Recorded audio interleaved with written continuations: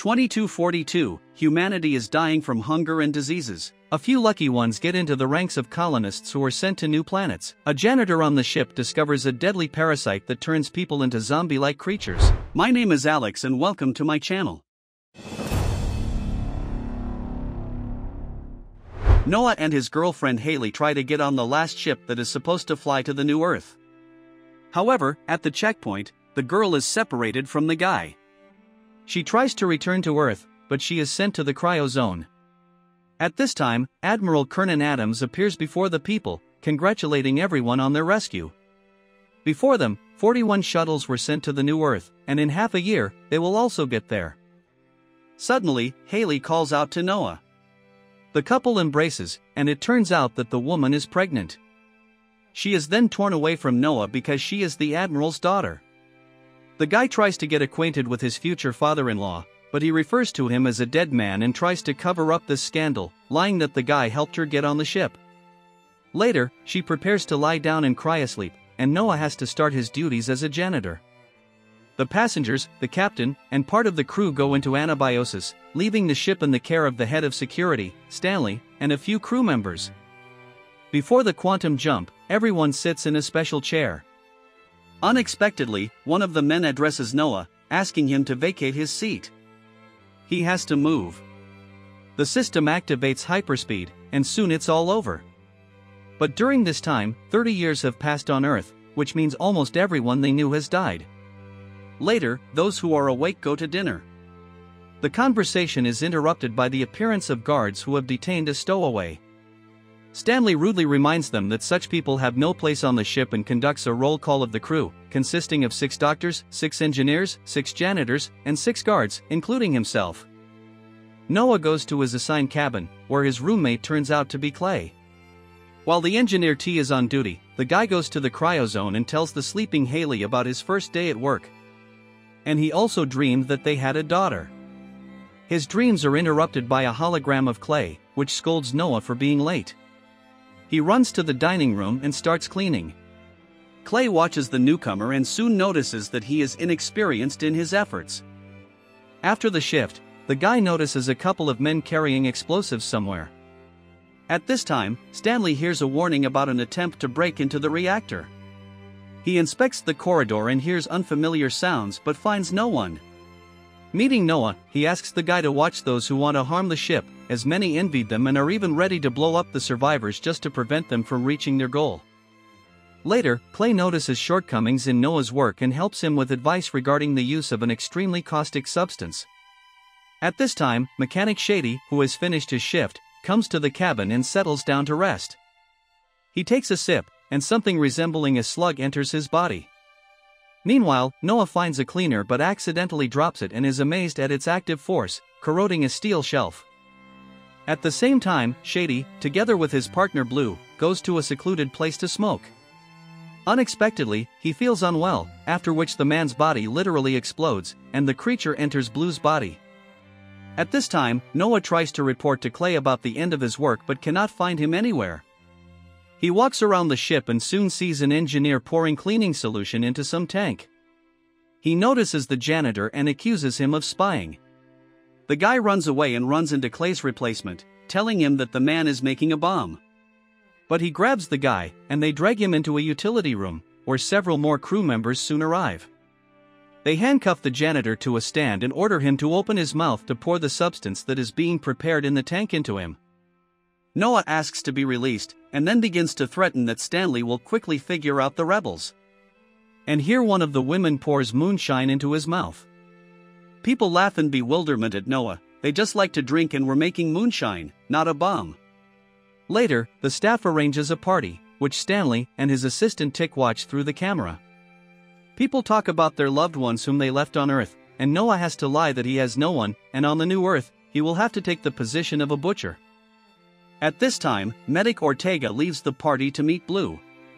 She finds him alone and is happy about this, assuming that they can spend time together. But Blue attacks the woman, killing her. At this time, Clay catches Noah at the computer, where he is rewriting his assignment to another profession.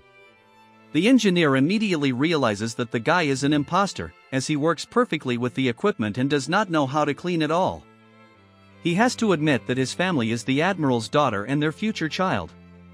But then people find a bloody spot at the site of Shady's death, and all those who are awake gather around it. Stanley accuses Blue of the murder, although everything points to death from decompression. However, if there was a breach in the ship, everyone would have died.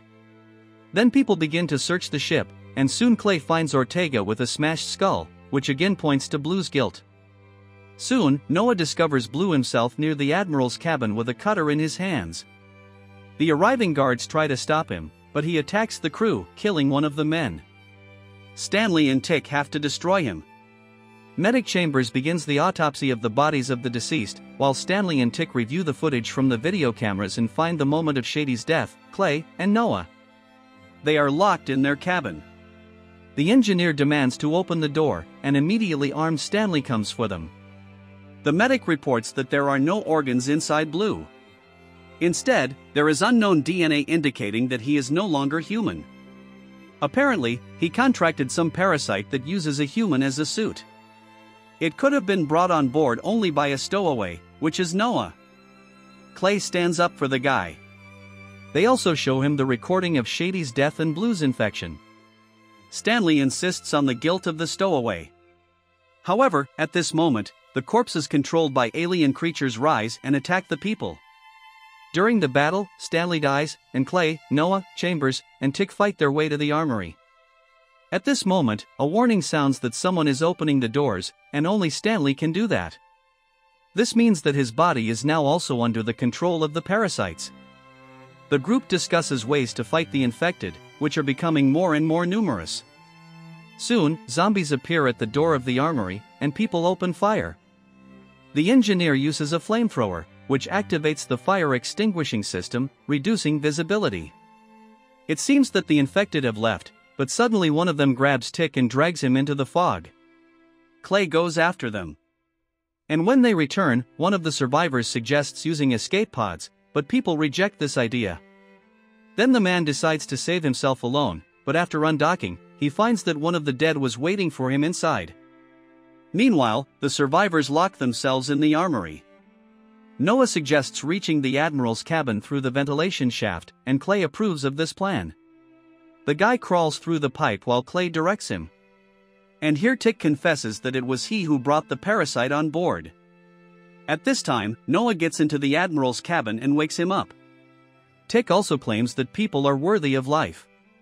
He confesses that the parasite was obtained as a result of experiments and existed even before the universe itself. The Admiral, realizing what is happening, raises the rest of the crew.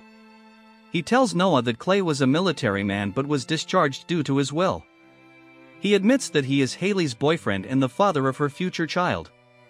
The Admiral points a weapon at him, but he reminds him that now everyone who can hold it is needed. The captain and his fighters go to the rescue and meet the team of the infected, led by Stanley. The rest are just hacking the door to the armory, and the battle begins. Tick dies, but the captain's people help Clay and Chambers get out of the trap. However, even laser weapons cannot stop the enemies. Dead Blue catches up with Noah in the storeroom, and he splashes cleaning solution on the zombie, which kills and dissolves the opponent. With this knowledge, he returns to the surviving crew members and, together with them, sees how the captain, surrounded by living dead, blows up, destroying everyone around. But after a while, body parts scattered everywhere begin to crawl, forming new creatures.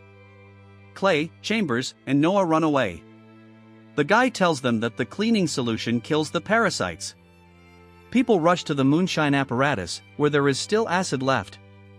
Clay modifies the flamethrower to shoot the cleaning solution at the enemies, but suddenly the ship starts to shake. It turns out that the zombies have gained access to the reactor compartment and are now increasing its power to reach the new home of the Earthlings faster. 3 of the people go out to the infected and start pouring cleaning solution on them, noting their complete dissolution. Here they notice that the zombies are taking the rest of the passengers to use them as fuel. Noah rushes to save the girl, and Clay, together with Chambers, tries to stop the flow of the dead into the reactor. The man manages to free his beloved, and together they return to Chambers and Clay. The engineer orders them to break through to the escape pod. When a monstrous creature comes out against the people, Pledon and Stell, the captain and his team, even the new weapon does not take this monster. Chambers and Clay fall under the blows, and Noah and Haley run to the capsule. The girl climbs inside, but to launch it, she needs to confirm readiness on the panel located on the opposite wall of the hangar. The path to the panel is blocked by a monster. Noah unsuccessfully attacks him, and then makes the fire extinguishing system work. In the fog, he confirms the launch and, thinking that he has destroyed the parasite, runs to Haley. Before undocking, he suddenly connects with Clay, who says that he sent the reactor into overload so that the parasites would not reach the people's planet. The capsule flies away, and the ship evaporates in a powerful explosion. The guy and the girl land on the new Earth. They get out and see a girl, but when she comes closer, it becomes clear that the parasites have already captured the planet. In the background, a giant monster fights with a flying machine, and here Haley's waters break. She is horrified, not understanding what to do now. Noah offers to kill everyone and raises the flamethrower, a vivid example of how not to shoot fantasy, especially sad to watch how childhood idols take money to participate in such trash. Subscribe to the channel. Like this video and write in the comments how you liked this movie. And with you was Alex. See you very soon.